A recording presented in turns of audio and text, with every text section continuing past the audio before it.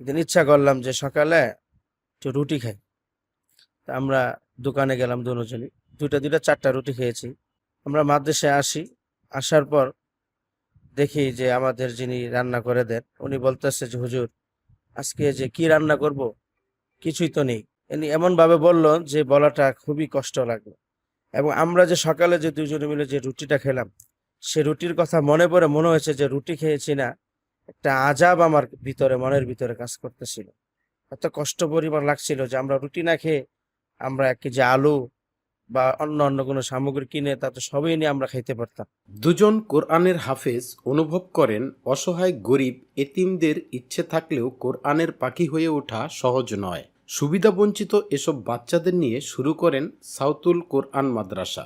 যে এখন যে বর্তমান সময় আসছে, মানুষ টাকা ছাড়া লেখাপড়া করতেও পারে না, করাইতেও পারে না।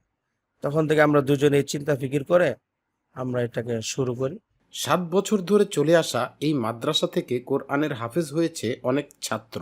শুরুতে মাদ্রাসার কার্যক্রম ভালোভাবে চলতে থাকলেও করোনাকালীন সময়ে নেমে আসে আর্থিক সংকট। প্রবল ইচ্ছে আর মনোবল নিয়ে এই মাদ্রাসা থেকে কোরআনের হাফেজ তৈরি করতে পারলেও কমাতে পারছেন না অসহায় সুবিধাবঞ্চিত এতিমদের খাবারের বকেয়া। মাসিক আমাদের 4 বস্তা চাউল লাগে। এর ভিতরে 1 বস্তা চাউলের ব্যবস্থা আমাদের আছে, আর 3 বস্তা চাউলই আমরা বিভিন্ন দোকান থেকে বাকি নিয়ে আসি। ওইভাবে আপাতত চলতেছে। যত দিন যাচ্ছে ঋণের পাল্লা ভারী হচ্ছে, কিন্তু হাল ছাড়ার পক্ষে নয় প্রতিষ্ঠানের 2 শিক্ষক। একদিকে বাড়ছে মাদ্রাসার বকেয়া, অন্যদিকে ছাত্রদের ক্ষুধা। তাই মাদ্রাসার খরচ জোগাতে রাতে কেউ করছেন ফুড পান্ডায় ফুড ডেলিভারি, কেউ করছেন চাকরি। এবং এমনও দিন রাত্র গেছে যে সারাদিন বাচ্চাদেরকে পড়াশোনা করাইছি। রাত্রেবেলা আমি যে ঢাকা শহরে ফুড পান্ডাতে খাবার ডেলিভারি দেওয়া হয়। তো আলহামদুলিল্লাহ আমি সাইকেল চালাইতে পারি, সেই সুবাদে ফুড পান্ডাতে আমি রাইডার হিসাবে কাজ করছি। তো ফুড পান্ডাতে খাবার ডেলিভারি করে যে অর্থটা পাইছি, ওই অর্থটা দিয়ে পরের দিন সকালবেলা এবং পরের দিন দুপুরের জন্য বাজার করছি।